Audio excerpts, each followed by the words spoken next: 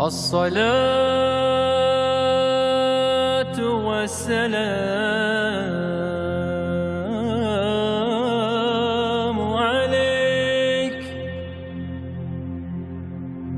عليك يا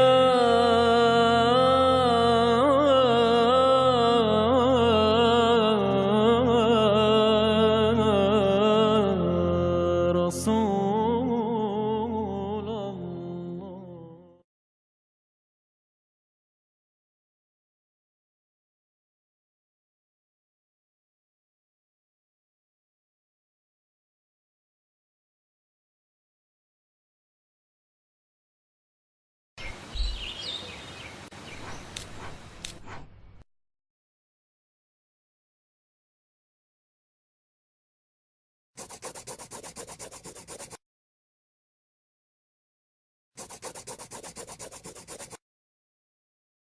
فذكر إن نفعت الذكرى. الحمد لله وكفى والصلاة والسلام على عباده الذين اصطفى خصوصا على أفضلهم وخاتم النبيين محمد الأمين وعلى آله وصحبه أجمعين وبعد. Our dear son Minhaj, brothers and sisters, sons and daughters, Assalamu alaikum wa rahmatullahi wa barakatuh.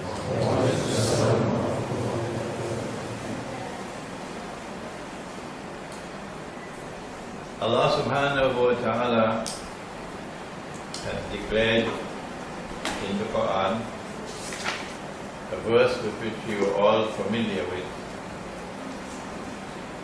In Surah An-Nahl, which is Surah number, what number?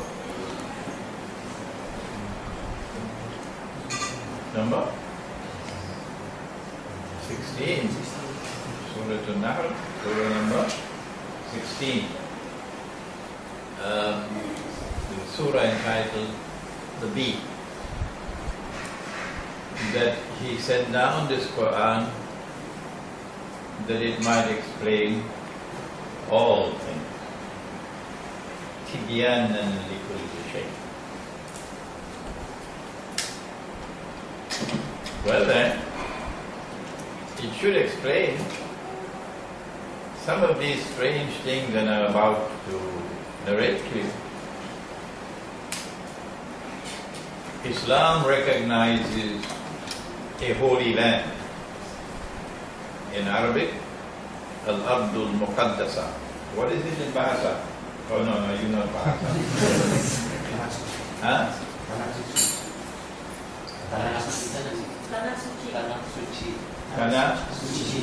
Tanah Suci. Yes. The Holy Land. Judaism recognizes Holy Land. Christianity recognizes Holy Land. And for all three, the Holy Land is where we have Palestine. Hinduism have a Holy Land. The Holy Land is India, Bharat. And Buddhism also has a concept of a holy place where Gautama Buddha achieved Nirvana. In our Holy Land, we notice that after Allah subhanahu wa ta'ala had given the land to the Israelite people, today they call Jews, He says so in the Quran, in Surah Al-Ma'idah, that He gave the land to the Jews. Yeah, it's there in the Quran.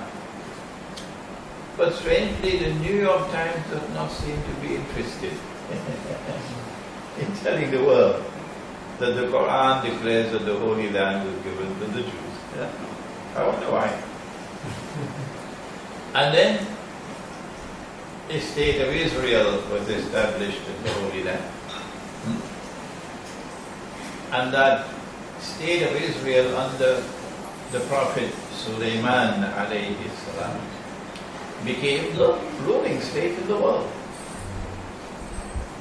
Yeah. Jerusalem became the political and spiritual capital of the world. And then Allah expelled them from the Holy Land.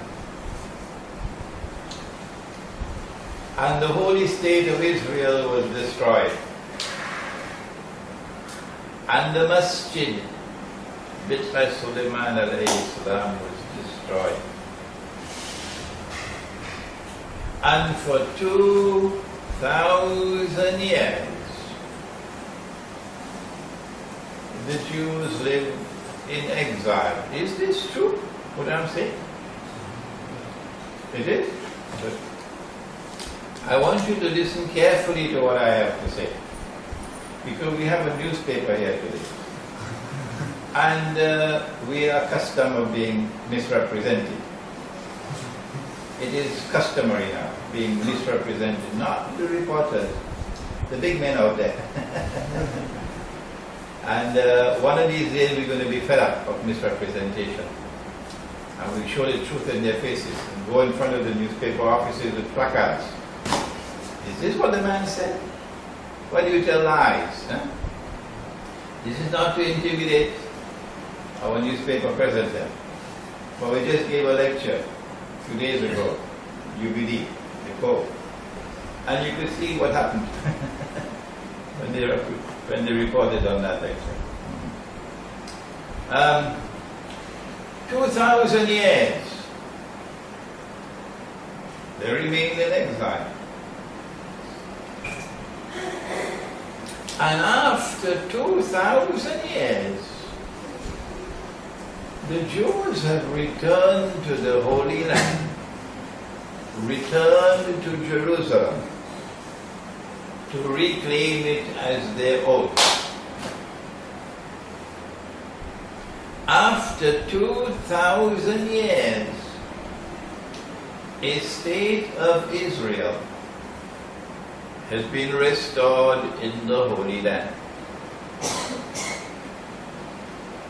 And that state of Israel, born as a baby about 50 years ago,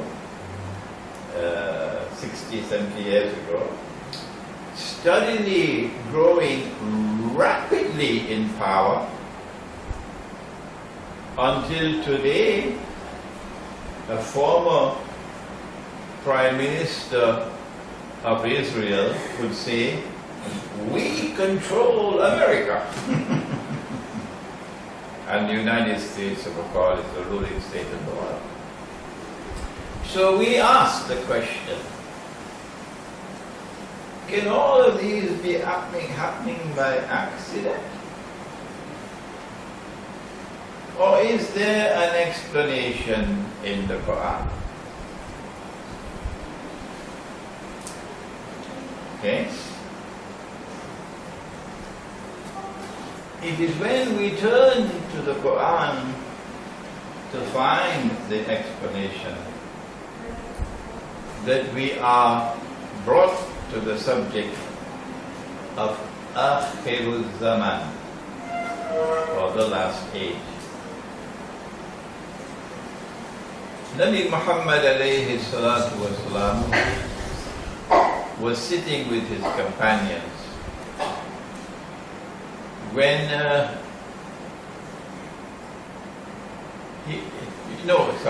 he came upon his companions who were sitting talking amongst themselves, and he asked, "What are you talking about?" And they said, "We're talking about the signs of the last day." And then he said, and this is in Sahih Bukhari, it is in Sahih Muslim, the last day would not come until, and then he mentioned 10 signs. Who can tell me all 10? Come on. I have a small gathering here today, so I can take my time. I can pause, I can ask questions. I can't do that in a big lecture. Who want to help me? All 10. Yes, go ahead. Number 1, Where did you put this on, Master? Imam al-Mahdi. No, not in the 10. He gave the time, yes, but not in the 10. Yes, go ahead. The presence of Dajjal. Dajjal, number 1. Go ahead, number 2. The return of Nabi Isa alayhi salam. Correct. Number 3. The sinking of the earth. The sinking of the earth. 3. You have to say 3. Trees. Sinking of the earth.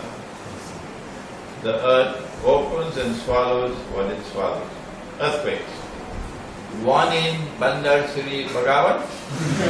Where are they? On One. the east, One in the east, west, one in the west, and one in the middle east. one in. In the middle east. You only get 5 marks for that. One in the east, one in the west, and one in.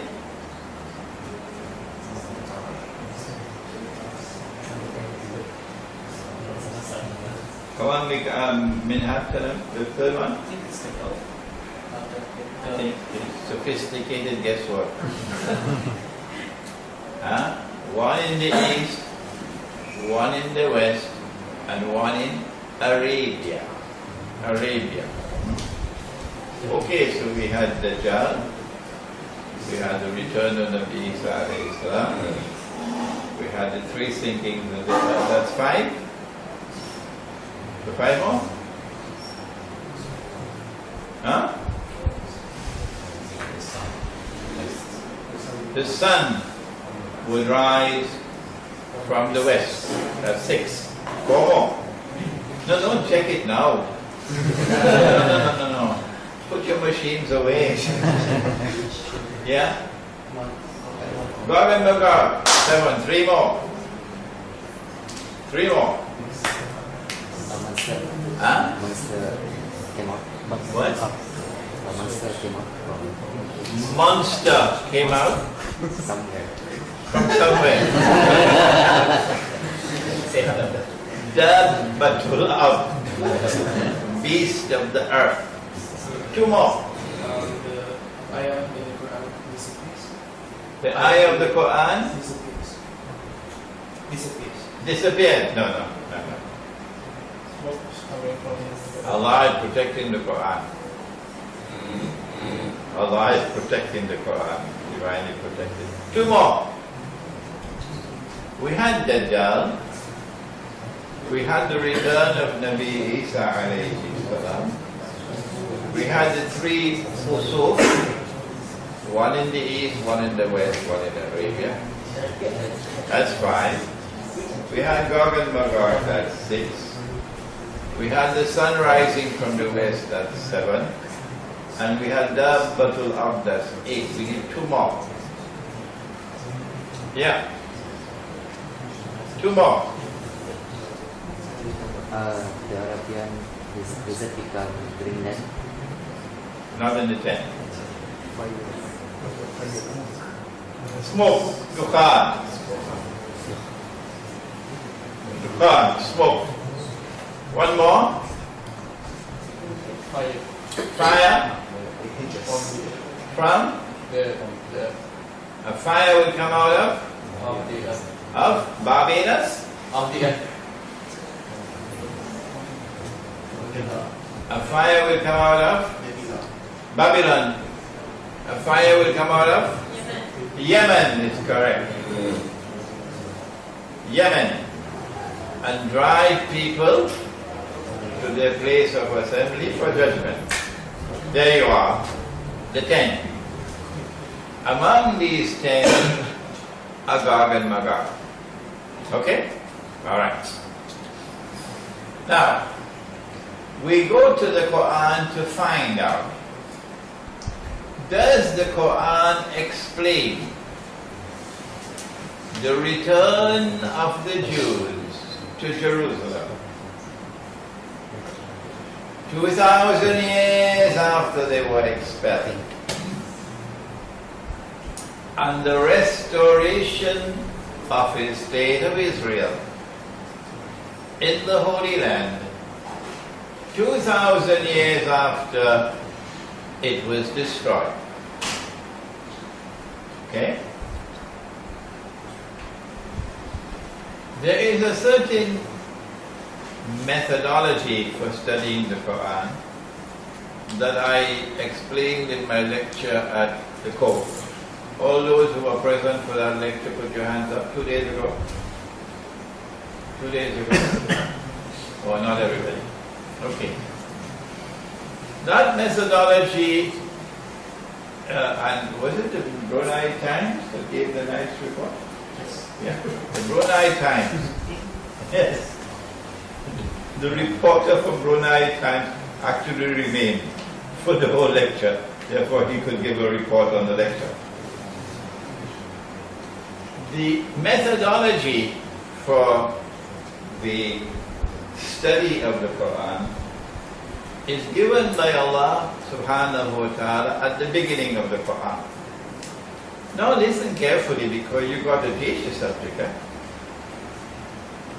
At the beginning of the Quran, Allah speaks and He says that He gave an order to the angels, the malaika, to bow down, make prostration, sijda, before Adam alayhi salam.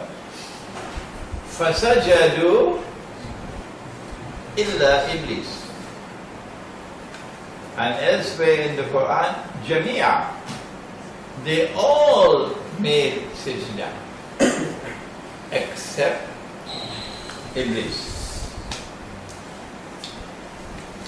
Allah subhanahu wa ta'ala is not deficient in the use of language. No. So this statement is deliberately constructed this way for a purpose. فَسَجَدُوا إِلَّا إِبْلِيسِ. Allah wants to teach a lesson. Every university student better learn that lesson. The lesson is this. If you study this verse by itself, alone, Americans say stand alone,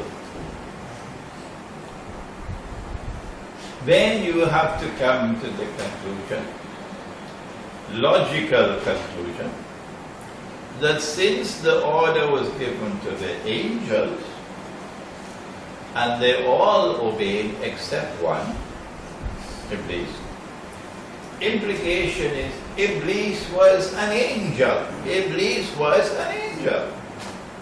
You can't get away from that. That is, if you use this wrong methodology of studying a verse of the Quran or a hadith by itself, alone, stand alone, then you can come to a conclusion which can be wrong. Is Iblis an angel? You would not know that unless you go to the rest of the Quran. If you stay with this verse alone, Iblis has to be an angel. Oh yes. But if you take the Quran as a whole, lazy people don't want to do that. No, you have fast food now. Fast food. You have all kinds of fastings now. So they want fast knowledge too. They don't want to do their homework. Go to the whole Quran. And when you study the whole Quran that is relevant to this topic, then you'll get the answer. And when we go to the rest of the Quran, we very quickly find out, oh no, Iblis could not have been an angel. Why? Because elsewhere in the Quran Allah says, وَيَفْعَلُونَ مَا يُؤْمَرُونَ, and the angels obey Allah. Whatever they are commanded, they obey. angels cannot disobey. No. So if this fella disobeyed, he couldn't be an angel. See? But you would not have known that unless you had studied the Quran as a whole. And then when we went to Surah Al-Kahf of the Quran, Allah now said it plainly and clearly, وَكَانَ مِنَ الْجِنِّ. Iblis was a jinn. And so from this lesson taught at the very beginning of the Quran, you know, you got homework to do. When you want to study any verse of the Quran, you got homework to do. Don't be lazy. You could make mistakes and then you'll be very embarrassed. What you have to do is to get all the verses of the Quran which pertain to that particular subject. Let's call it the data. And when you've got all the data from the Quran on that subject, then you have to try to bring them together as a harmonious whole. It is as though you have pearls. What's the bahasa for pearl? Mutiara? Mutiara, oh yes, beautiful word. Mutiara. And you have to put these mutiara to make a necklace. What is necklace? Ratnai. Rantai. You have the mutiara and you got to make it into a rantai. Good? So all the verses of the Quran are the mutiara. And your job, and that's not easy, oh no. Your job is to take all of these mutiara and make it into a rantai, an organic whole, harmonious whole. In the case of mutiara, you need a string, okay? And you pass it through the string. In the case of the Quran, my teacher said, Rahimahullah, Maulana Dr. Muhammad Fadl Rahman Ansari, in his book, who knows the book? Oh, no, I just introduced the book 2 days ago. The Quranic Foundations and Structure of Muslim Society, 2 volumes. And I said, volume 2, very nice, very nice. For volume 1, I said you must buy a bottle of Tylenol, headache tablets. Volume 1, not easy. That book, we don't have chalk for that book, so it cannot go on sale yet. But if you order it from KL, and we can send it to you by mail, I'm sure you'll get it in the mail. Alright, so what you can do is take my email address, send me an email, and we can send it to you by mail, inshallah. Excuse me. My teacher in this book says that the rantai, the string that you need to make the rantai, he calls that the system of meaning of the subject.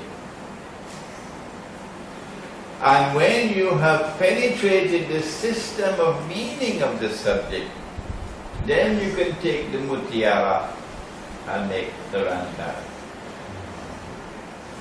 When you've done that, only then, not before, only then will you open the books of hadith. Not before. Quran first, then hadith. And when you open the books of hadith, all those ahadith, the mutiara in the hadith, which can go into the rantai, get absorbed. So your rantai will become bigger now because it's all harmonious. They can fit into the rantai. And when you locate a hadith which cannot get into the rantai, that is the hadith you're going to put aside. Put this aside. You will not deal with that hadith. That hadith, for example, could be fabricated. It could be a hadith which is in conflict with the Quran. But you don't handle that. You leave that to the scholars. Let them handle that. In your case, you will simply put it aside quietly. If it cannot fit into the rantai, that's it.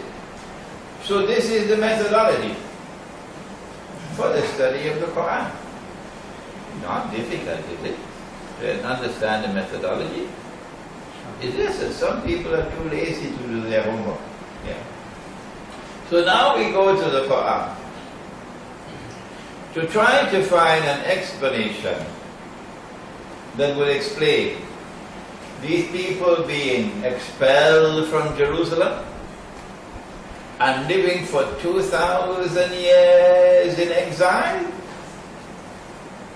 And then after 2,000 years, they are brought back to reclaim Jerusalem as the Holy Land, as their own.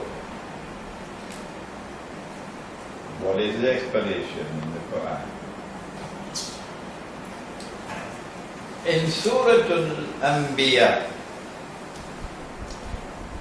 we don't have the time to go to all the mutiara.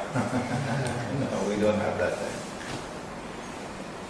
In Surah Al-Anbiya, Surah number 21, entitled The Prophets, verses 94 and 95, I believe, or maybe 95 or 96. Allah speaks and He says, فَأَعُوذُ بِاللَّهِ مِنَ الشَّيْطَانِ الرَّجِيمِ وَحَرَامٌ عَلَى قَرْيَةٍ أَهْلَكْنَاهَا أَنَّهُمْ لَا يَرْجِعُونَ. He is speaking about a qarya or a town. It is a town which He destroyed. أَهْلَكْنَاهُ. And having destroyed that town, the people of the town were expelled. And then Allah placed a ban on them that they could never return to that town to reclaim it as their own. وَحَرَامٌ عَلَى قَرْيَةٍ. Which town is it? They can never return to reclaim it as their own. Which town is it? The next verse goes on to say, Hatta, they will return to reclaim it as their own. When?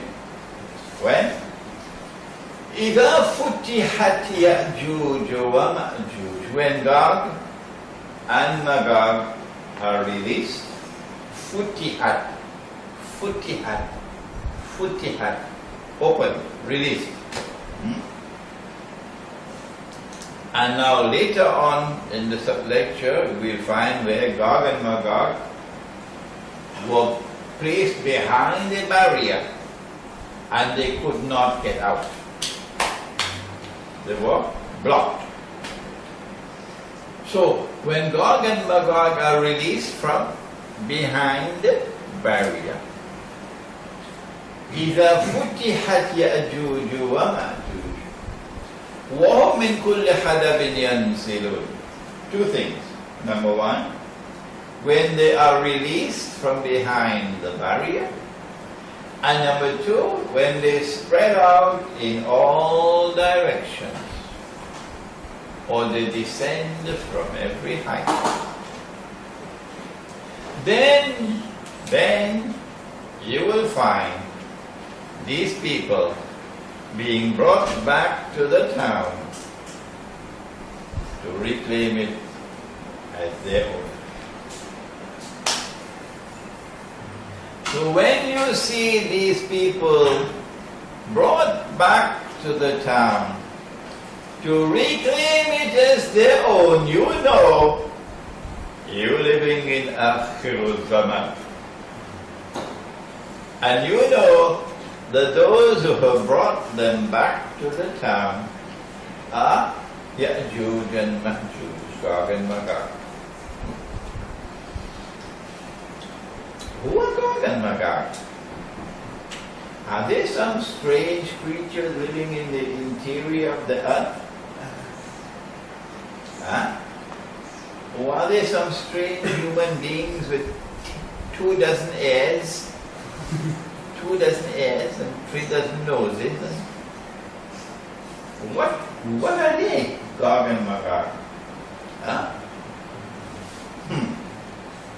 You get a very interesting answer when you go to some of the books and read the books. In fact, you might start to laugh. The Prophet said, Sallallahu Ta'ala Alayhi wa Sallam, and now we turn to the hadith just to clarify, not to add anything, just to clarify. Hadith is in Sahih Muslim. He said that Yajuj or GoG is an ummah of Banu Adam, so human beings. And Majuj is an ummah of Banu Adam, so human beings. That disposes of all these strange creatures living in the interior of the earth.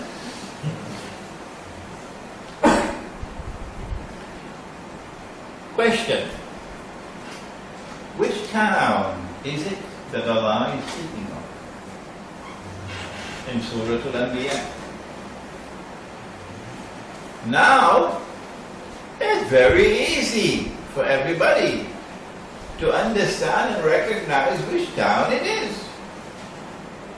But it wasn't easy 1,000 years ago, 1400 years ago, when the books of Tafsir were written. So you will find the Mufassirun making a guess. Maybe it is this town, maybe it is that town, maybe it is that town, and saying Allah knows best. You couldn't expect them at that time to understand and grasp what we can so easily grasp now.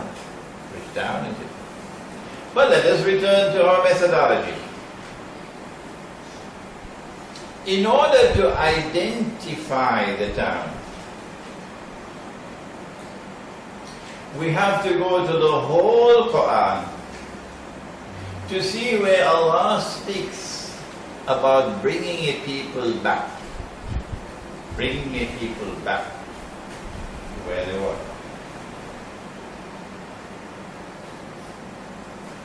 There is one such verse, and it is at the end of Surah Al-Isra. Surah number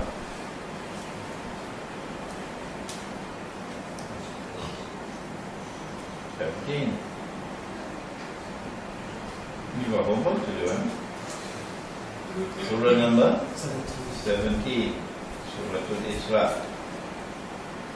If you knew this Quran the way you know these machines that you are, tick-tack, tick-tack-toe, be good for you, eh?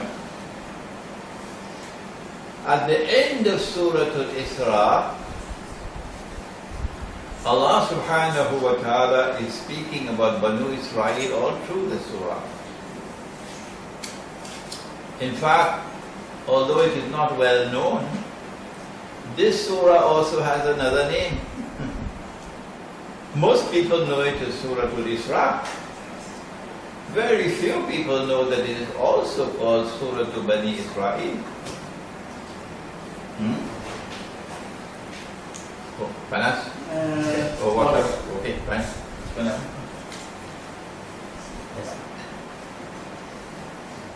At the end of the surah, Allah speaks about آخر زمان. And he says, فَإِذَا جَاءَ وَعْدُ الْآخِرَةِ جِئْنَا بِكُمْ لَطِيفًا. That when the countdown, the last countdown is coming to an end, we're going to bring you back. We're going to bring you back. And when you are brought back, you will be like a mingled crowd. You're not all the same anymore. For example, some of you will have a Yemeni stomach for Yemeni food. And others will have an Iranian stomach for Iranian food. And you'll be speaking Iranian language, you're speaking Yemeni Arabic. And others will have a Moroccan stomach. And others will have a Russian stomach and speaking Yiddish. And some will have a Chinese stomach. جِئْنَا بِكُمْ لَفِيفًا. So Allah does speak in the Quran about bringing a people back, and the context of the surah makes it clear that he's speaking about the Israelite people. So here is the Quran clearly pointing to Banu Israel as the people who will be brought back. Brought back meaning brought back to their town. Now then, when we leave the Quran and we go to the Hadith now, for Mutiyara in the Hadith, we're looking now in there are many Hadiths on GoG and Magog, and we want to find whether there's any Hadith on GoG and Magog which links them to a town. So we can identify the town. When we go through all the Hadiths on GoG and Magog, we find that there is only one town mentioned, only one, that is linked to GoG and Magog, and it is Jerusalem. You won't find the word Jerusalem in the Quran. You won't find the word Jerusalem in the Hadith, because we don't use the word Jerusalem. We use the word Baitul Maqdis. That's our name, Baitul Maqdis, not Jerusalem. And now we have a new name, we call it Al-Quds. So other people call it Jerusalem, we call it Baitul Maqdis. And in the Hadith, GoG and Magog are going to Baitul Maqdis. So on the basis of this verse of the Quran and this Hadith, we come to the conclusion that when Allah spoke in the Quran, in Surah Al-Anbiya, about a town which was destroyed, the people were expelled. A ban was placed on them that they could never return to reclaim that town as their own, until GoG and Magog are released and is spread out in all directions. Allah was speaking about Jerusalem.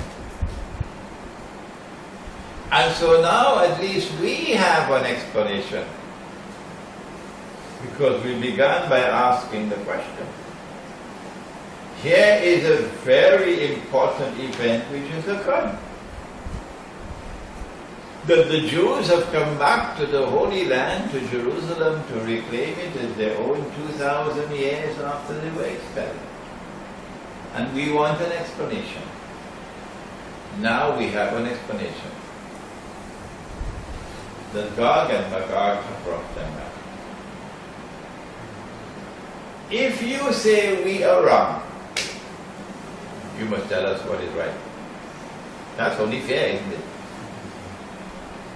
Don't open your mouth, as the Salafis are very fond of doing. Sometimes they put their foot in their mouth. I'm so sad to speak like this, because that's exactly what they've been doing. They just cannot leave me alone. No. As though I'm a Red Bull. Anytime Imran Hussein opens his mouth, Sarafis have to jump. I don't know what's wrong with that. If I criticize, I do so in an academic way, scholarly way, with no disrespect intended, not at all. But when they respond, they respond with all the cannons firing. Allah is speaking about Jerusalem and saying that Gog and Magog have brought the Jews back to the Holy Land. That's our explanation. If you say we are wrong, you must tell us what is right. You must go to the Quran and you must locate in the Quran the explanation and then present it, which explains this phenomenon of the Jews being brought back to the Holy Land to reclaim it as their own 2,000 years after they were expelled. To this day they have not done that. No. Nobody has done that. No one. To locate another explanation from the Quran. But all that they can do is to beat the drums and say Imran Hussein is wrong, Imran Hussein is wrong, Imran Hussein is wrong. Sounds foolish now. Why? Because more and more people who have intelligence are recognizing that this is correct. And so while you keep on beating your drums, you're looking more and more foolish. Yes. If Gog and Magog have brought them back to the Holy Land to reclaim it as their own, and if Gog and Magog are human beings, can we identify them? Who are those who have brought the Jews back to the Holy Land to reclaim it as their own? Can we identify them? Well, at the end of the second verse in Surah Al-Anbiya, we are told, وَهُمْ مِنْ كُلِّ حَدَدٍ يَنْسِلُونَ, that they spread out in all directions, or they descend from every height. In Sahih Muslim, we are told something more. It is a Hadith al-Qudsi. Do we have any copies of Gog and Magog? No, we don't have any copies. Okay. Sorry about that. We have, I just brought out a second edition of the book, about 3-4 weeks ago. But that is in KL. So again, you're going to have to order it from KL and we can ship it to you now. In Sahih Muslim, Hadith al-Qudsi, Allah says about Gog and Magog, I have created creatures of mine so powerful that none but I can fight them and destroy them. Only I can do it, nobody else can do it. Meaning that Gog and Magog have an indestructible power. So when they are released into the world from behind the barrier that I spoke about earlier, something new is going to happen in history. Something that never happened before in history. A new force is going to emerge in history. A people who are going to come, and with their power they will take control of the world. They will spread out in all directions. And by spreading out in all directions, they'll impose their rule over the whole world. These are the people who are going to bring Gog and Magog back. Bring the Jews back to the Holy Land to reclaim it as their own. Who are these people? we leave that question, that very fascinating question. Who are these people? To now go from Surah Al-Anbiya to Surah Al-Kahf. Surah number 18. 18. You do answer correctly, no Tariq at the end. Surah number 18. And in Surah number 18, Surah Al-Kahf, Allah speaks about Dhul Qarnayn. وَيَسْأَلُونَكَ عَنْ ذِي الْقَرْنَيْنِ. And they question thee about Dhul Qarnayn. قُلْ سَأَتْلُ عَلَيْكُمْ مِنْهُ ذِكْرًا. I'm going to tell you something of his story. إِنَّا مَكَّنَّا لَهُ فِي الْأَرْضِ وَآتَيْنَاهُ مِنْ كُلِّ شَيْءٍ سَبَبًا. I gave to him, or we gave to him, the power to pursue any goal he chose to pursue. So, we're talking about a superpower, eh? This is the superpower in the world, because he has the power to pursue whatever goal he chose to pursue. فَأَتْبَعَ سَبَبًا. So he decided to pursue a particular goal. And he traveled to the west. And then he traveled for a second time to the east. And then he traveled a third time. And when he traveled the third time, he came across a people whose language could not be understood.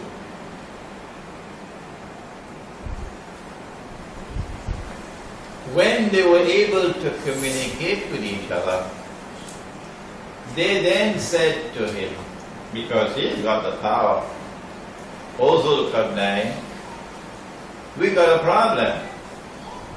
GoG and Magog are very wicked people, and they are destructive. They corrupt and destroy, and we need help, and we're prepared to pay you. Can you build a barrier to block them? And he built the barrier, and they were blocked. I wonder in which direction was the third journey. The first was to the west, the second was to the east, and the third was in which direction?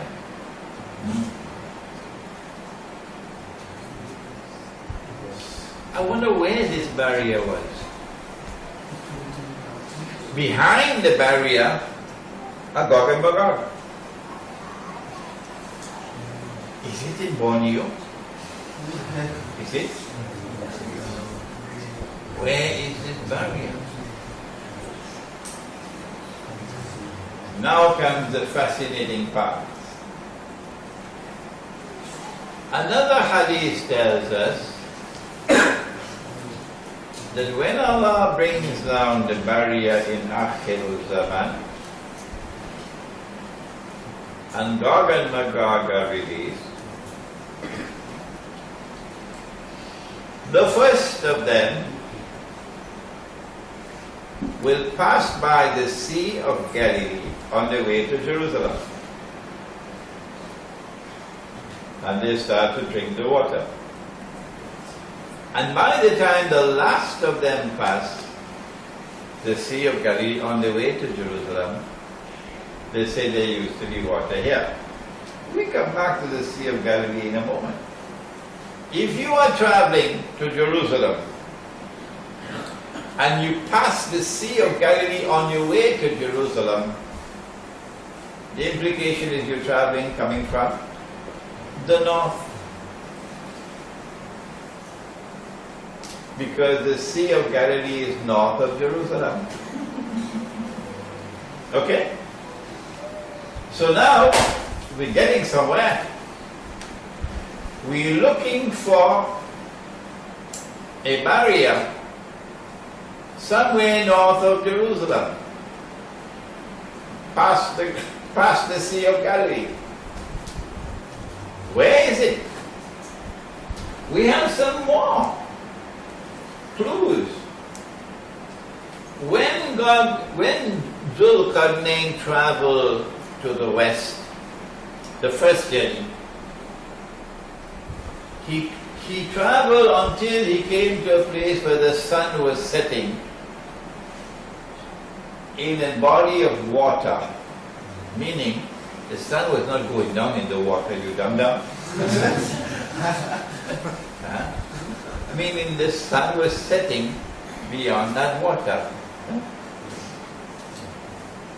And the water is described as hamia,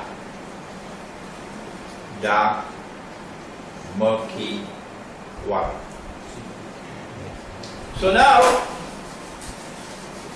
let's check out. Is there any body of water north of the Holy Land? North of the Holy Land, is there any body of water which is dark and murky and which is to the west? To the west of the Holy Land. No, we don't want that now. Right, there we are. To the west of the Holy Land.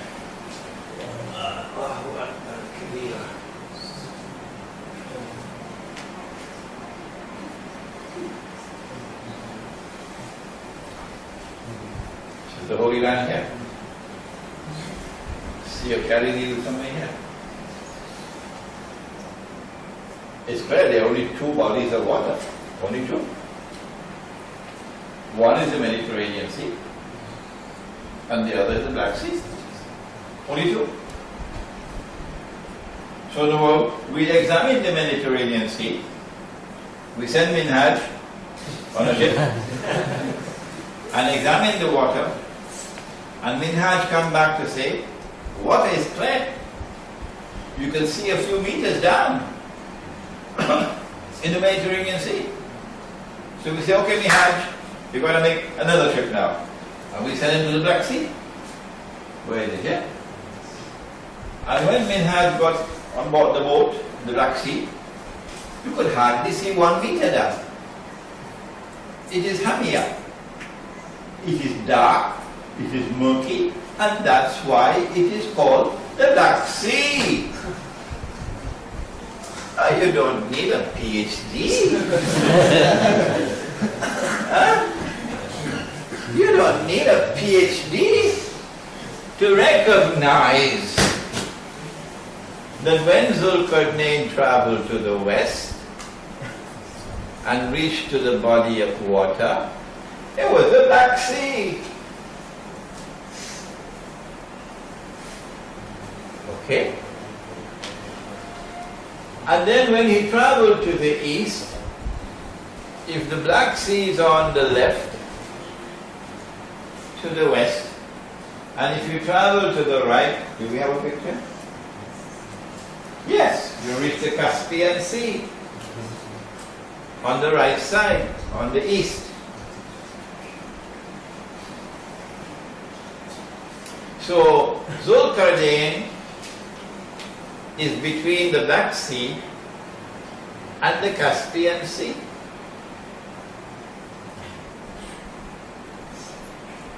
If he is traveling between the Black Sea and the Caspian Sea,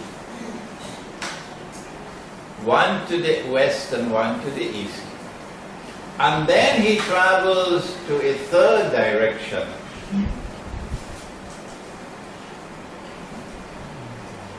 when he traveled to the third direction, he came upon a pass between two mountain ranges.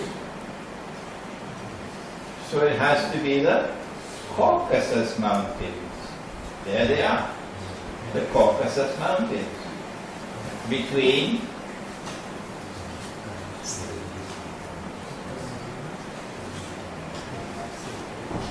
the Black Sea and the Caspian Sea, are the Caucasus Mountains. Do we have any other map?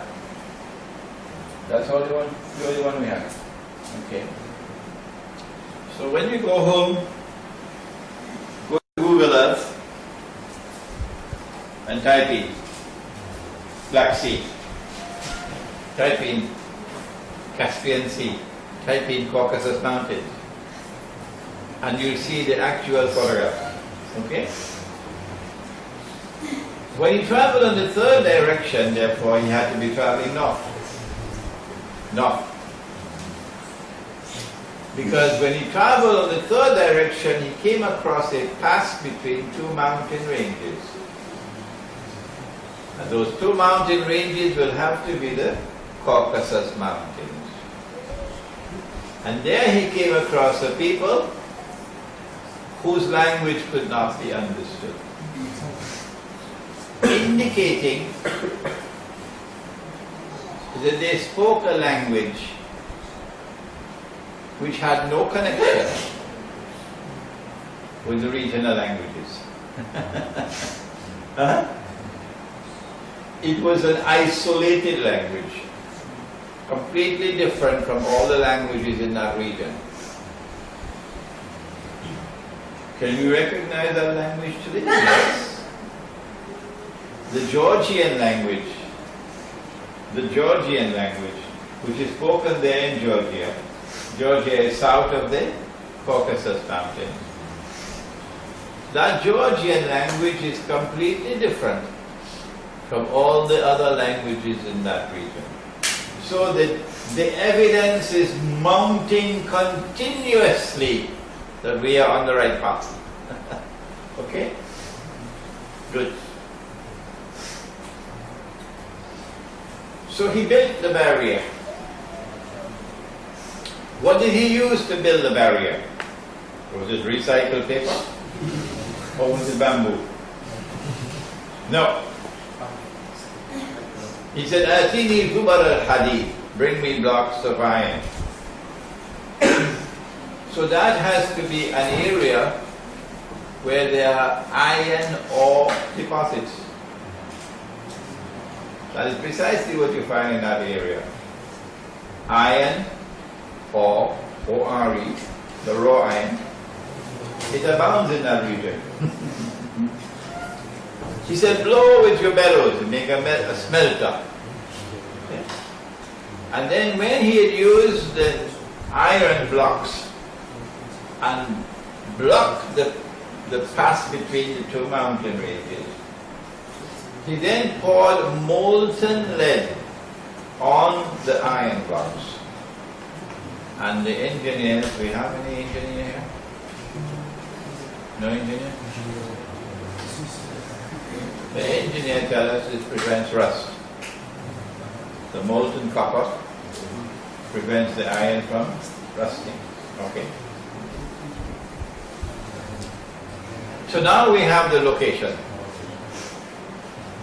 The GoG and Magog are human beings, and they were located north of the Caucasus Mountains. And that pass, in my book you see the photograph of the pass. It's called the Dariel Gorge. Who are they? This tribe of people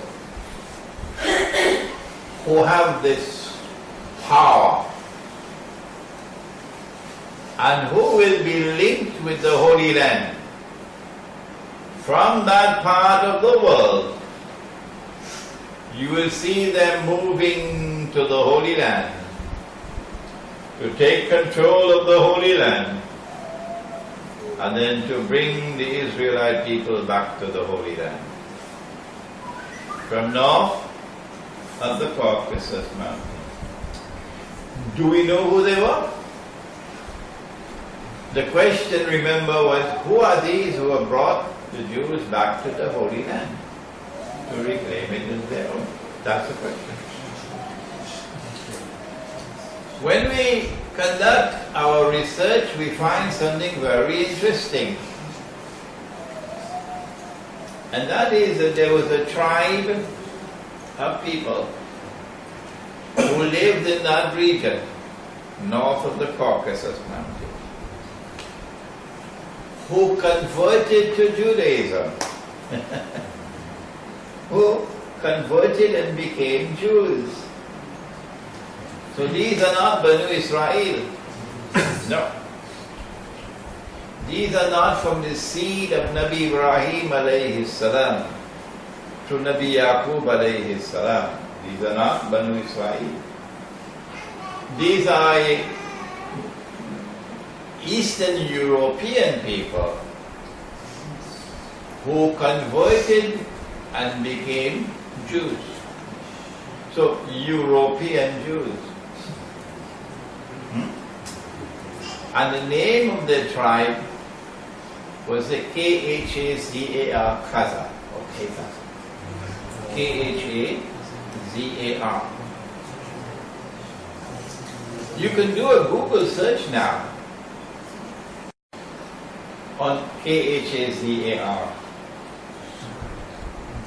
and look for books on the subject. I would recommend one right away.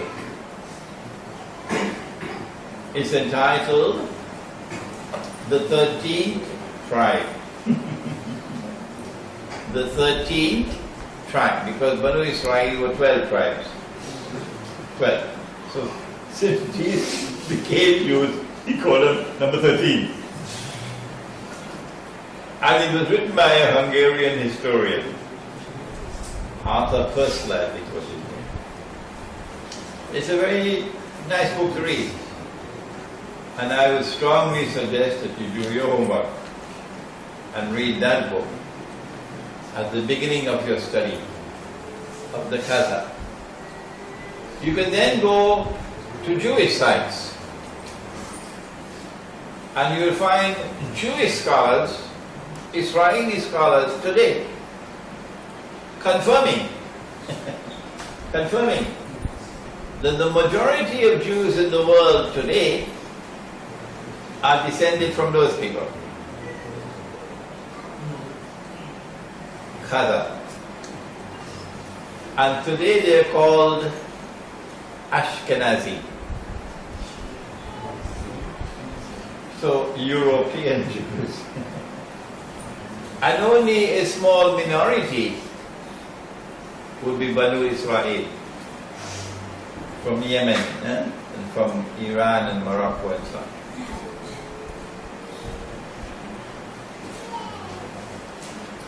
These Khazar Jews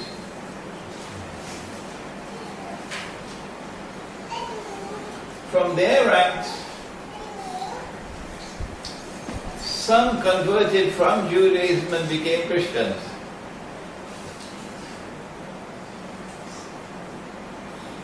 So you now have Khazar Jews who are penetrating Judaism, and the Banu Israel are not too happy with them. And then you have Khazar Jews who become Christians and penetrating Christianity.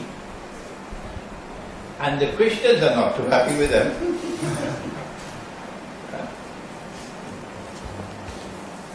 So they put their foot into both camps. The Jewish camp and the Christian camp. And they face opposition from the Jewish scholars, from the Christian scholars. Opposition. Eventually, these people create the Zionist movement. Europeans.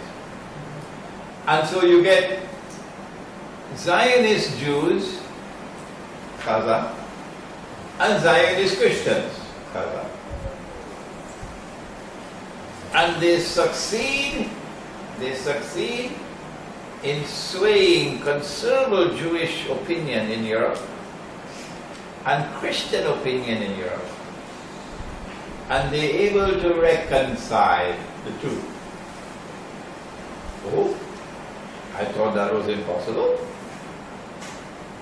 Because the Jews boasted, if it's not in the Quran, they're going to plaster me tomorrow morning in the newspapers. But it's in the Quran. Allah speaks in the Quran, where the Jews were boasting of how they killed Nabi Isa alayhi salam. It's there in the Quran.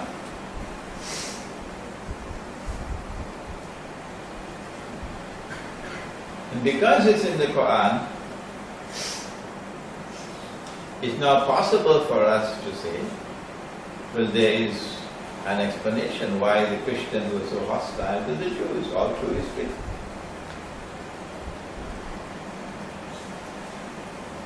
But now we have a reconciliation between the two, and the emergence of a Jewish-Christian alliance, Zionist alliance. How is it possible? Answer: because you had some in this camp and you had some in that camp, and they were both Khazar. Now this is a very important event in history that has happened. That European Judaism and European Christianity have reconciled, and they formed an alliance. And it is that alliance which today controls the world. That alliance also wants Russia to bend down.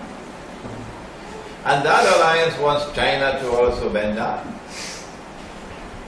And if Russia and China don't bow down, they're going to fight with them, because they want to rule the world. That is the alliance which brought the Jews back to the Holy Land, Banu Israel, back to the Holy Land. That is the alliance. So Gog and Magog are located here, in the Judeo-Christian Zionist alliance.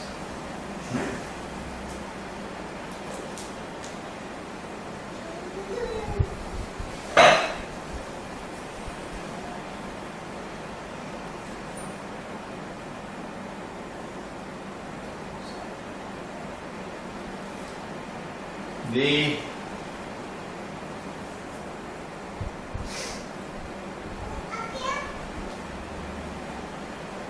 Quran must explain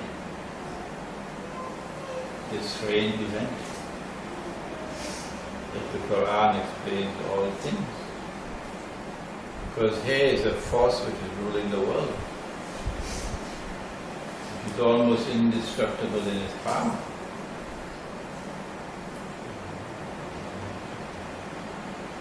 Does the Quran speak about it? All that I'm doing here tonight is putting the Quran before you. I can't be wrong in doing that, can I? If I teach the Quran, is that wrong? Huh? If I can't teach the Quran, I might as well go and plant durian. Huh? Or drive a taxi? If I can't teach the Quran. This is what I'm doing, I'm teaching the Quran. You can blame me for that?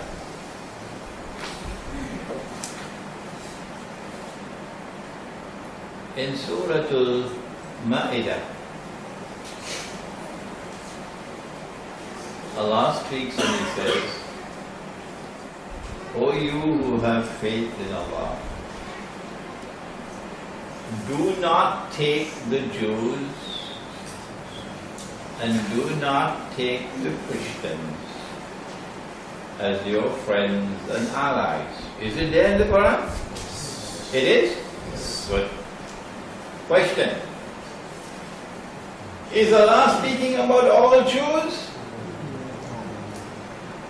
And is He speaking about all Christians? If you go to all the tafasir of the Quran, you'll come to the conclusion that Allah is speaking about all Jews. And He's speaking about all Christians if you go to study those tafasir. But if you use the right methodology, you know Allah is not speaking about all Jews. No! If a Jew stands up against oppression, he's my brother. he and I can form an alliance. We can stand together. If he is a Jew and he stands up against the oppressor, there is no prohibition. If a Christian stands up against the oppressor, he is my brother. I can form an alliance with him. Allah is not speaking about all Jews and all Christians. No, no, no, no, no. Well, then which Jews and which Christians is he speaking about? When he says, do not take the Jews and do not take the Christians as your friends and allies. Am I allowed to tell you the answer? Am I? It's there in the Quran, in the words which follow. بَعَدُهُمْ أَوْلِيَاءُ بَعْضٍ. But you've heard this on YouTube so many times, you're tired of hearing it from me. Huh? So many times you've heard it on YouTube, it's nothing new for you. Allah is speaking about such Jews and such Christians who themselves become friends and allies of each other. And he's saying, these are the Jews and these are the Christians with whom you are prohibited from maintaining friendly ties and being allies. Okay? Do we have a Jewish-Christian alliance in the world today? Yes, we do. It is the European Zionist Jewish-Christian alliance. They are the ones who rule the world today. And they are the ones who are putting pressure on Russia and on China. The Bauer.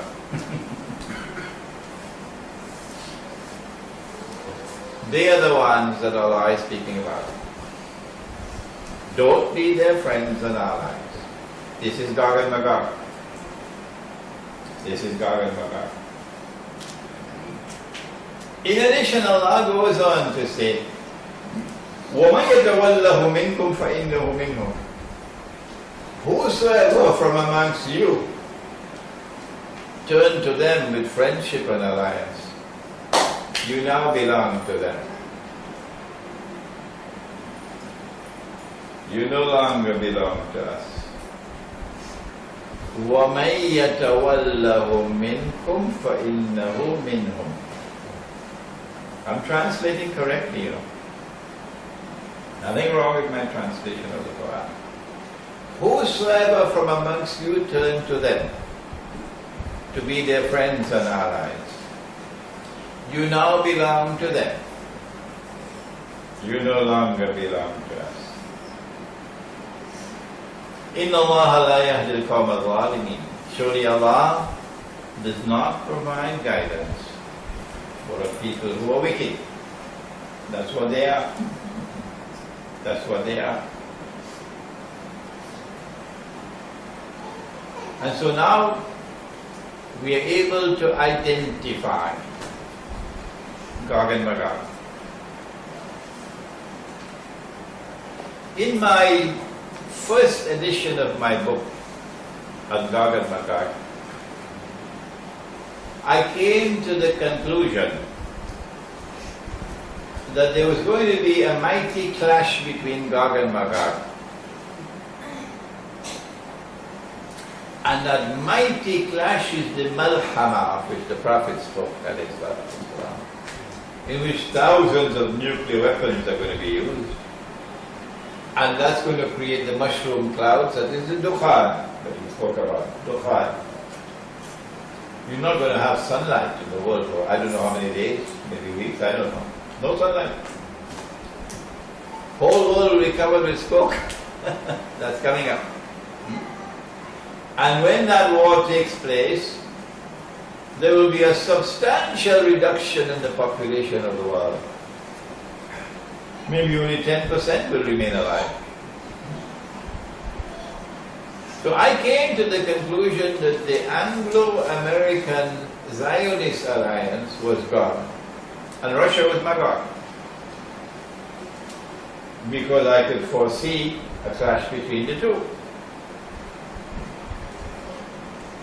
And I could see that Russia also had that indestructible power that the United States, Britain and so on had. But in the second edition to my book, I said no. That conclusion was premature. And this is why I always say, when I teach and I give my opinion, do not accept my opinion. No. Do not accept my opinion until you are convinced that it is correct. Because if I make a mistake, how will you correct me? Huh? If you simply swallowing everything I say. Now that's a good student. A good student who critically assesses what I teach and will never accept anything I say until he is convinced that it is correct. That was the way I was with my teacher. And that's the way I want you to be with me.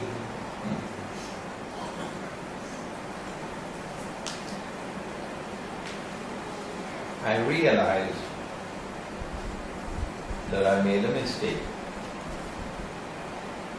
I came to a premature conclusion because I did not have all my facts. Only after writing the book did I learn that they attacked Russia, GoG Magog. Russia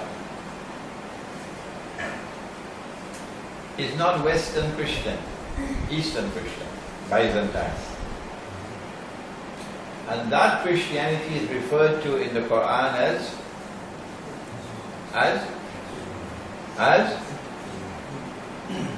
why are you afraid to say Rome?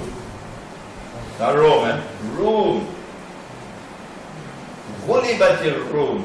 Surah to Rum. There's a surah of the Quran called Surah to Rum. So when the Quran speaks of Rome, the Quran is speaking about Eastern Christianity, not Western Christianity. The Khazar became Jews and then Christians, and they were able to penetrate Western Christianity and bring about the Jewish-Christian alliance in Western Christianity. Oh, what about Eastern Christianity? When Rome emerged in history, it was in Italy, in the city of Rome. But at that time, Rome worshipped idols. That is before Nabi Isa alayhi salam. And then when Constantine became Christian, the Emperor Constantine wanted to get out of this paganism, and he created a new city and called it Constantinople. Constantinople.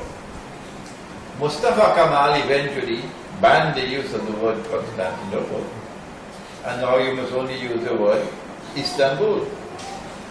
So I say to Mustafa Kemal, get lost. Get lost, Mustafa Kemal. My prophet used the word Constantinople and says, my prophet used the word Constantinople. That's the name of the city for me. You will call it whatever you want. But since Muhammad alayhi salatu wasalam called it Constantinople, that's the word I'm going to use. Mustafa Kemal put that in his pipe and spoke it.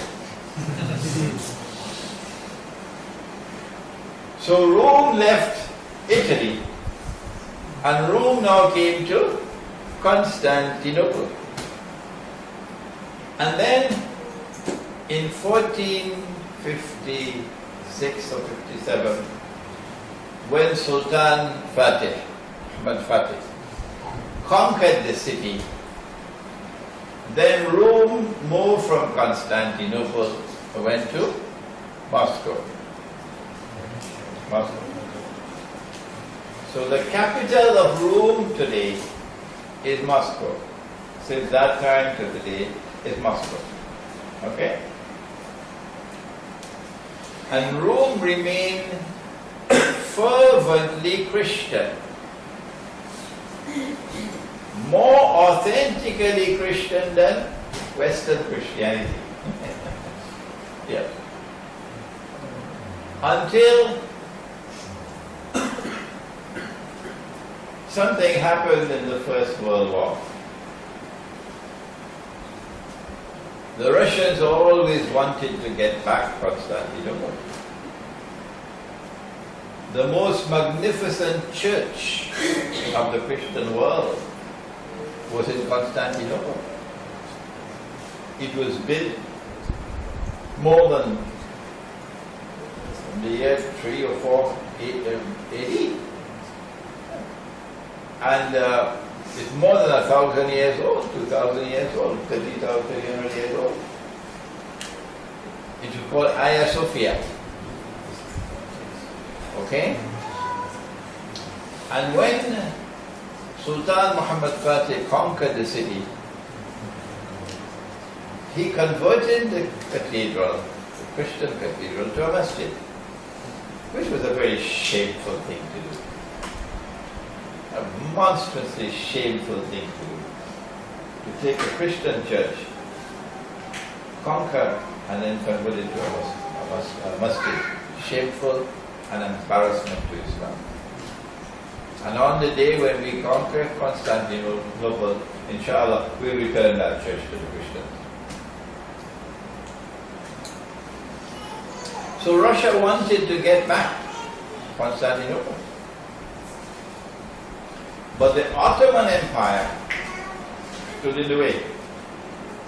And the Ottoman Empire, for centuries, had used all their power against the Eastern Christians.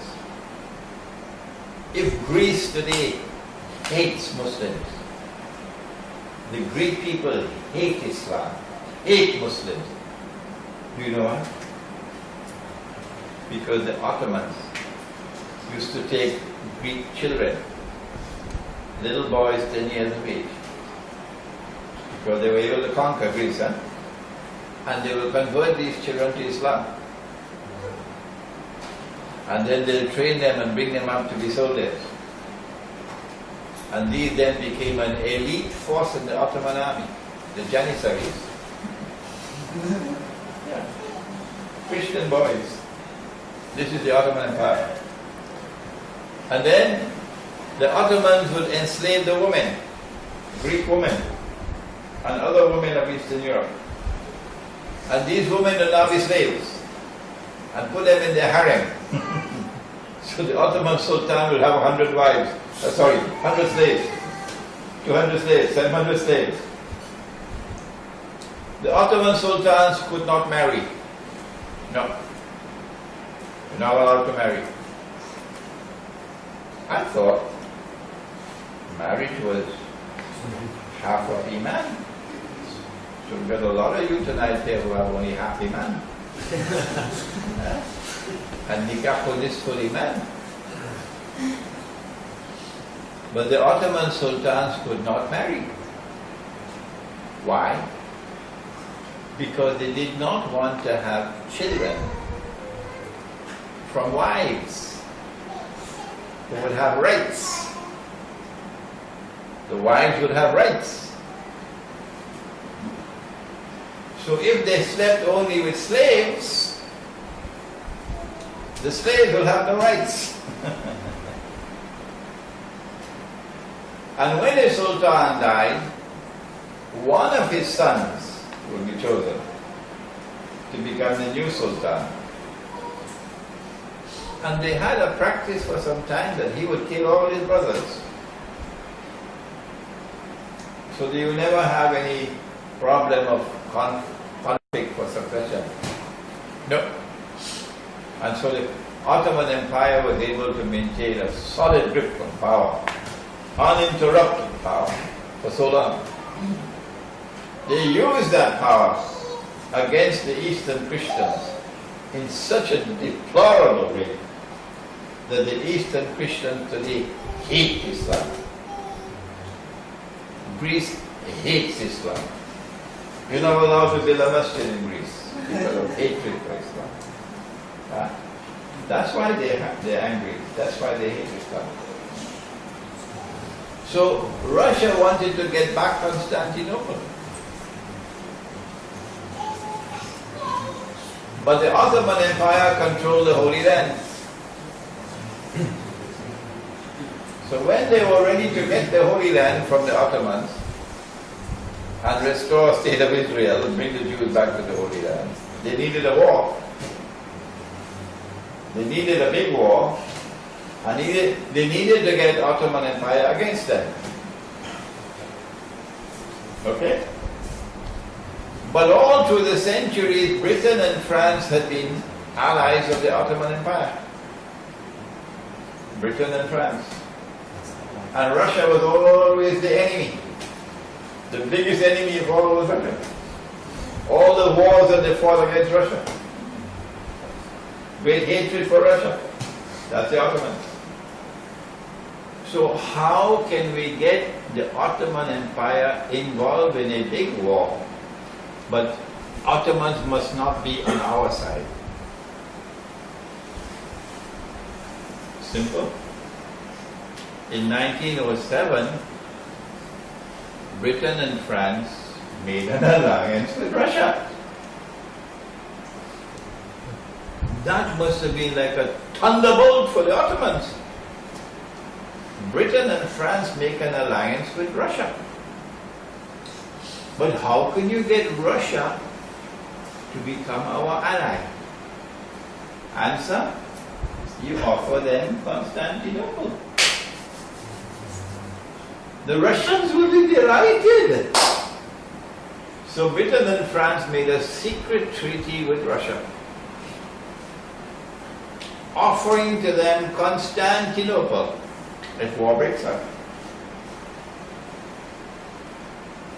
Once the alliance with Russia was made, it meant that when war breaks out, and everybody knows war is coming, the Ottomans cannot join the war on the side of Britain and France because Russia would then become their ally.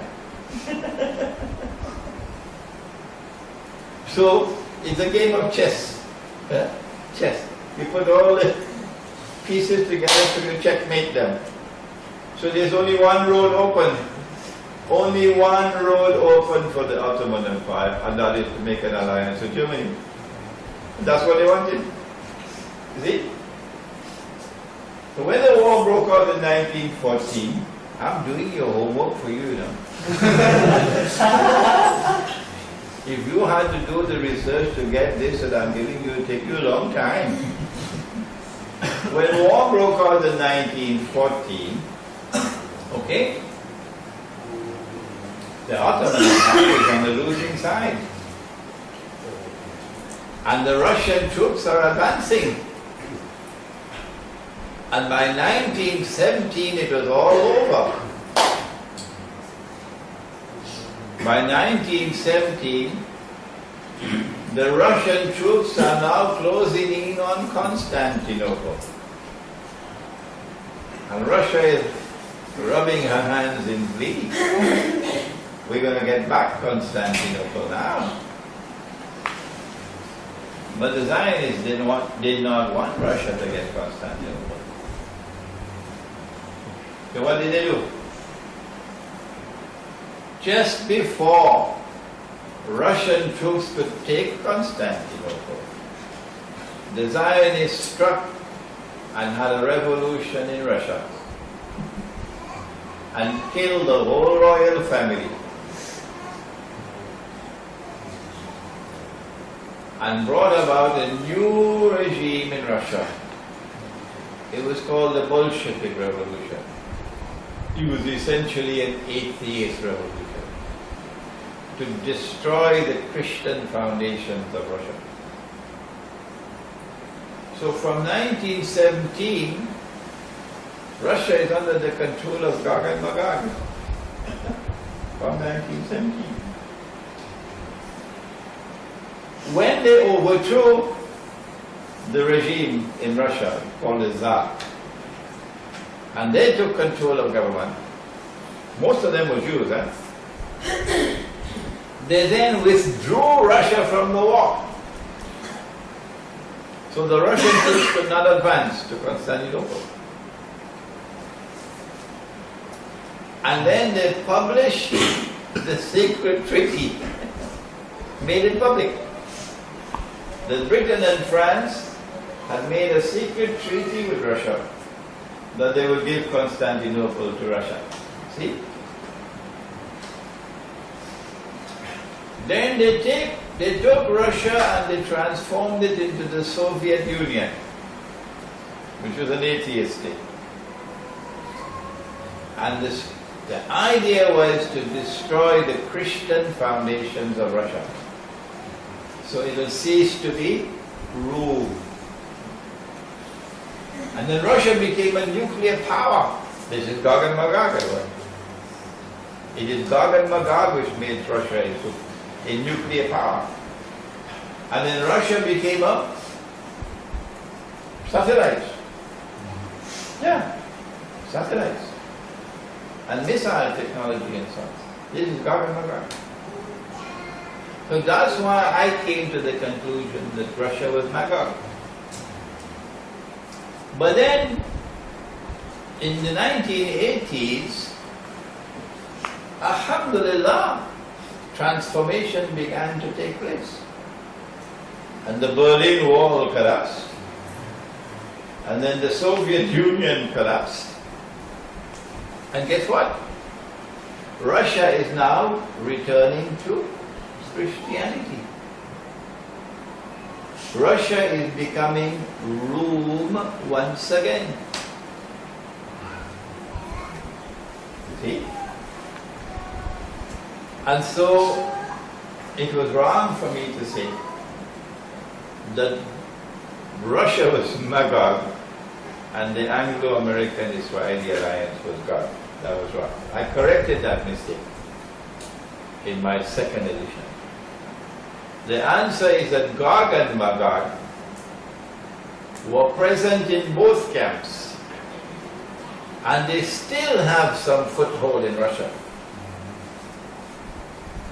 And GoG and Magog are leading both camps to clash.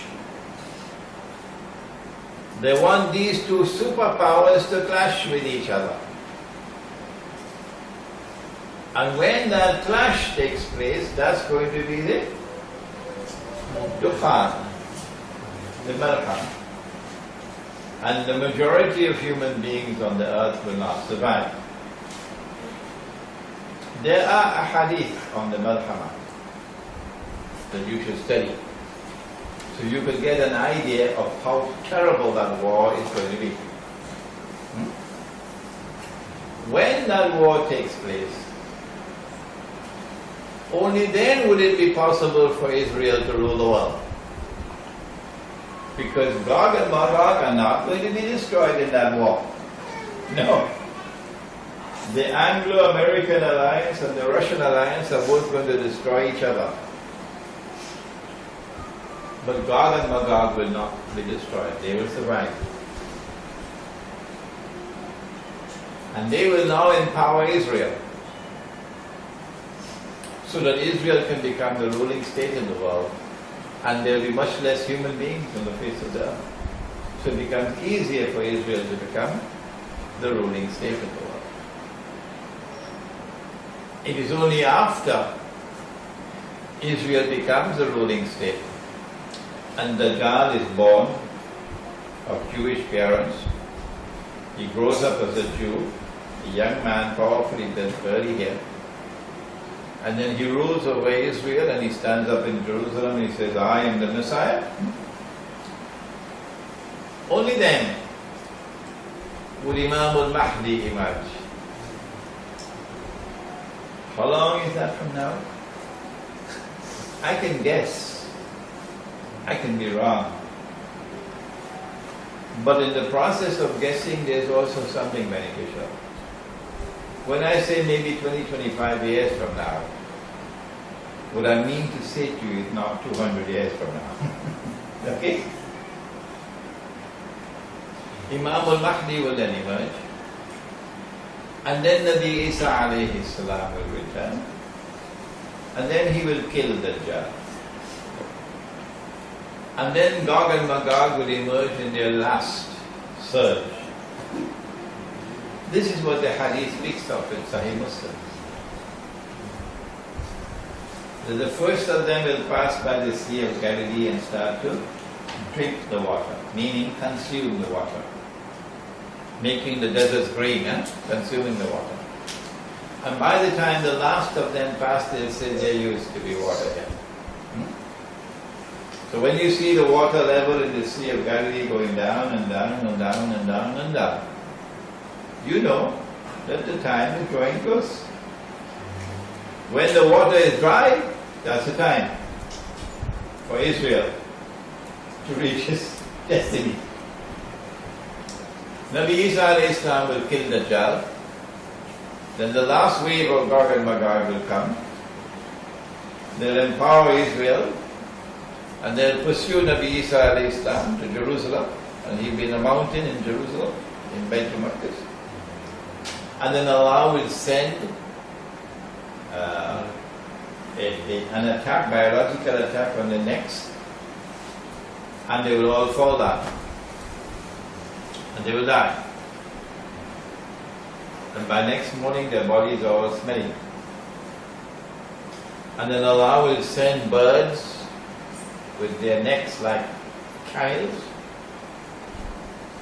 So maybe global warming will cause eggs which were in ice to melt.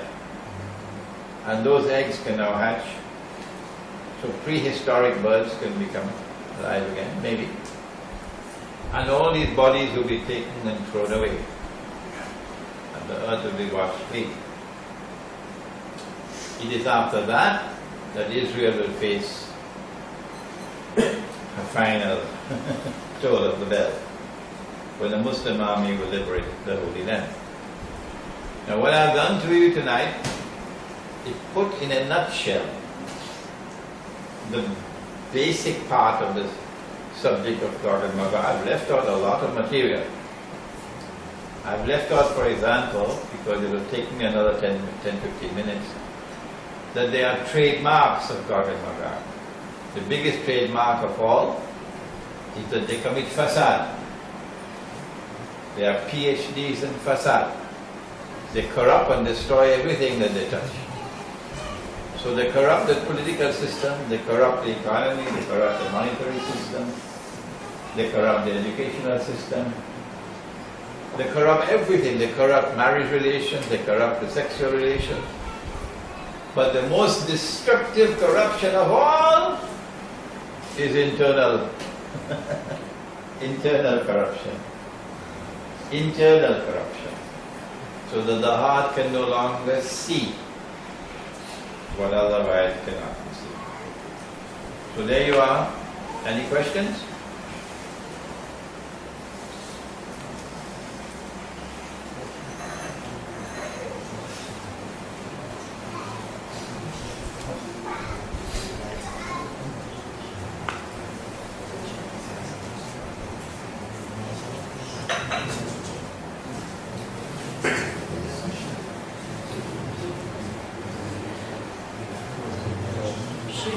Found a picture of the Darien Gorge. Yes.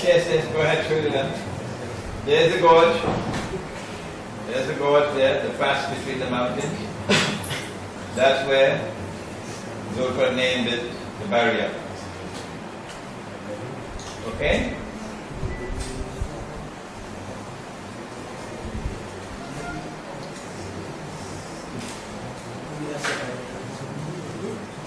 Yeah, these are old photographs.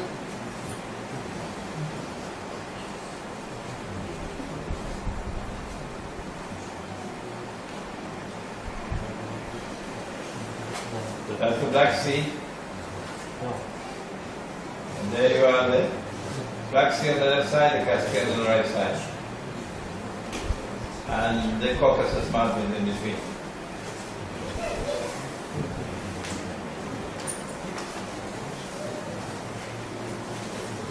Good.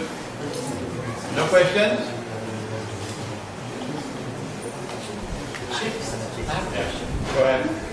Yellowstone National Park in the west, that is one place where there is a murky water, and the sun, it appears as if it can set. It's like very big, so it sets.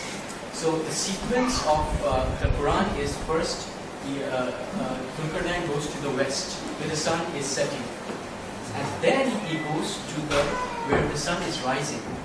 So which would mean that that's how I feel, that he traveled to the west first, to America, to where there is this huge lake of muddy springs of murky water. And then after that, the sequence is to where the sun is rising, which could mean that it is he traveled through Alaska to the continent and to the east, where the sun is setting, where the sun is rising, which is China. And here in the north, in the east of Russia, there are people who do not have houses. So this also mentioned in the Quran that who have no shelter. So I just thought that this was my critical aspect of the I have offered one explanation, and I will not comment on any other. If there are other explanations, then there are. You must listen to them and then make your own judgment. I will not comment. Okay?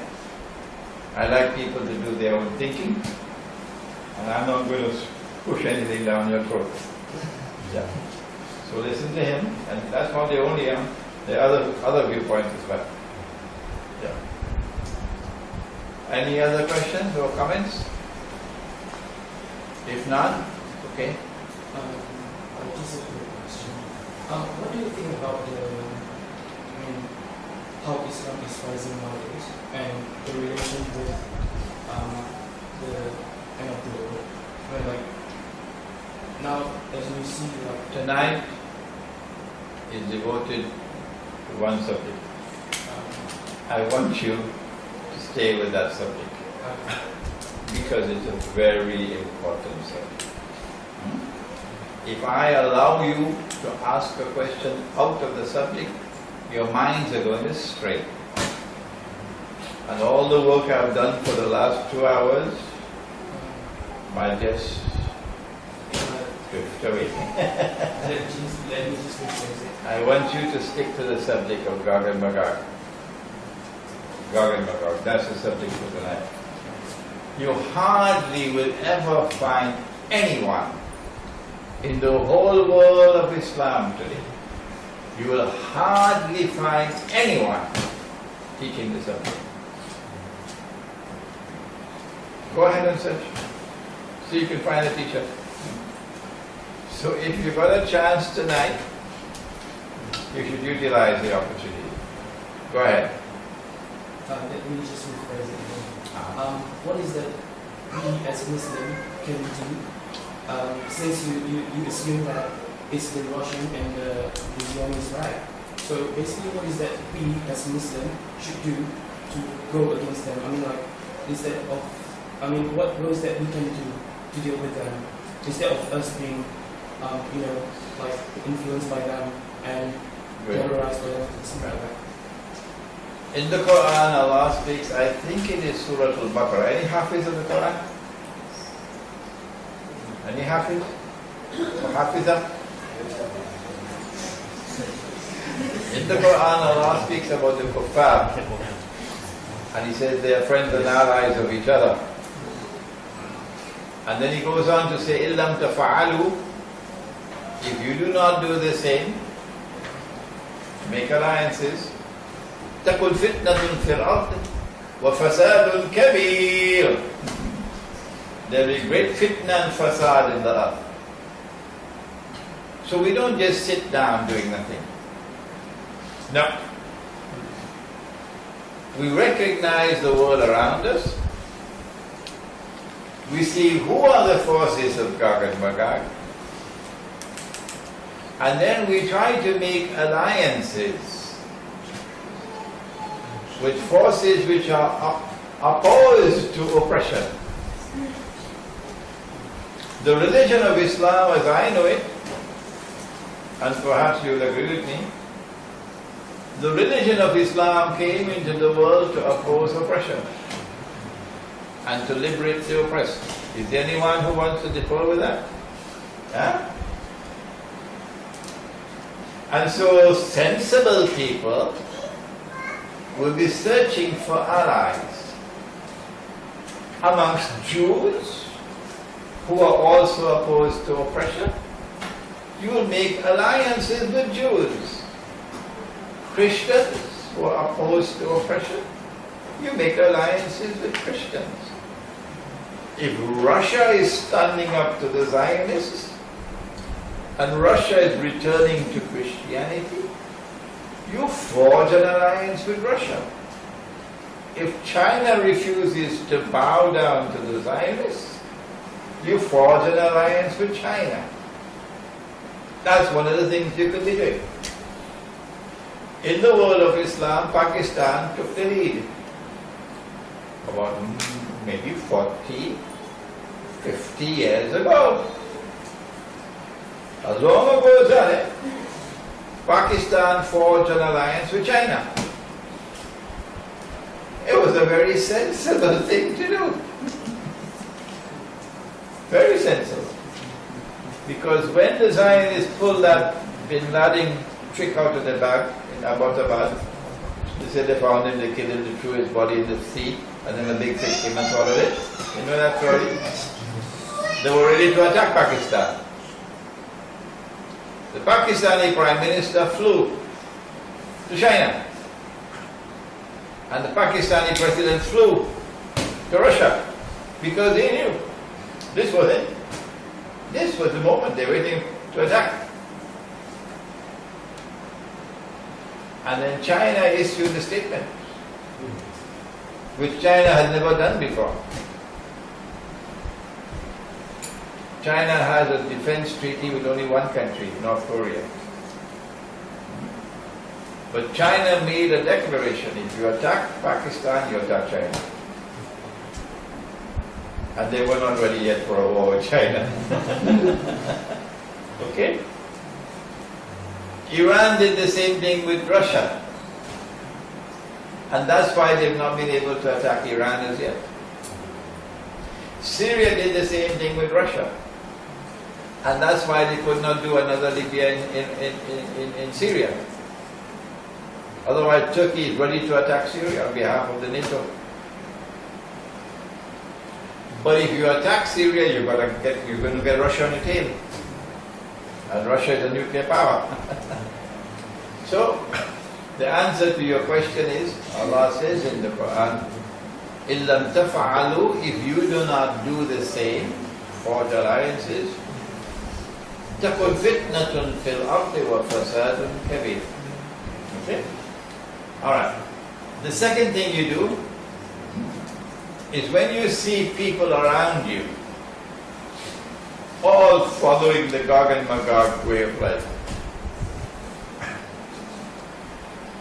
turning away from Allah and His Messenger,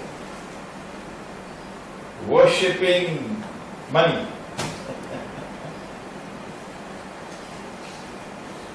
what do? When you see food being corrupted and all that you're eating is garbage, when you see your children growing up strangely, your daughters grow up and they are in blue jeans, no hijab, and your sons grow up and the first thing they do is to shave off their beards, and they also want to join the blue jeans Jamaat. Nobody wants to study the deen. Everybody wants to go and study in Oxford and Cambridge and Harvard and Yale and Sorbonne and what have you. Come back and get a big job. But nobody wants to do what I'm doing here tonight. What do? Do you live among such people? If you do, then your whole family will be gone. No. What you have to do is to separate from them and go and build a pure society as it used to be in your grandfather's time. The way of life you used to have. Produce your own food and stop eating imported food. Eat your own food. And get your women to grow up as women, not as men. And get your men to grow up as men, not as women. Huh? I call that the Muslim village, or rather Muslim kampung. And this kampung produces its own food. I don't know whether in Brunei you reached that stage already, where you need to go and build Muslim villages. I was very, very, very happy to come here and learn that His Majesty the Sultan of this country has declared his intention to enforce Islamic law. You know how many Muslims around the world will be so happy to hear those words. You were so lucky. Very few Muslims around the world will have a real leader who speaks like that. Then we're going to enforce Islamic law. I gave a lecture about 2 weeks ago, which you should listen to, enforcing the Sharia in the modern age. Enforcing the Sharia in the modern age. There are parts of the subject you must be aware of. So if you feel that you are in Brunei in need of such, then you go ahead and you build your Muslim villages. There are lots of people in Brunei living in kampung, aren't there? Are they bad? Huh? You're going to condemn them for living in kampung? What rubbish. So if they can live in kampung, why not you? Is it wrong for me to want to leave the city and go and live in a village? Is that wrong? You can put me in jail for that? What rubbish. Huh? Is it backward? So you're going to condemn all the people in villages? Are you going to condemn all the people living in villages that they're backward? They should all leave the villages and come to the city? That is PhD in rubbish. Kampung people are very nice. If you want to see how nice kampung is, come to Kuala Lumpur when it's Hari Raya. The whole of Kuala Lumpur leaves. Endless traffic jam. Where are you going? Kampung. Everybody going kampung. That's where you celebrate Hari Raya. Any more questions?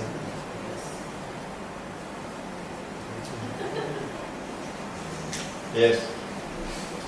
No? Okay. Alright. No more questions? Time for Tetari?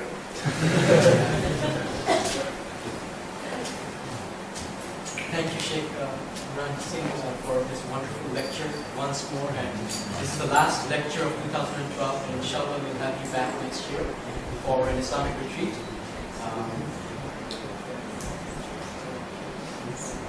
We're going to pray Salat Isha before we eat. Okay, I made my Isha already. You over. And Sheikh, I guess we can end with Asr.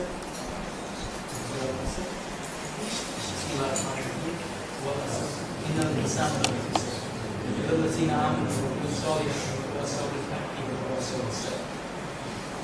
السلام عليكم. Which way is Qibla? This way. Okay. Well, I'll sit to the right.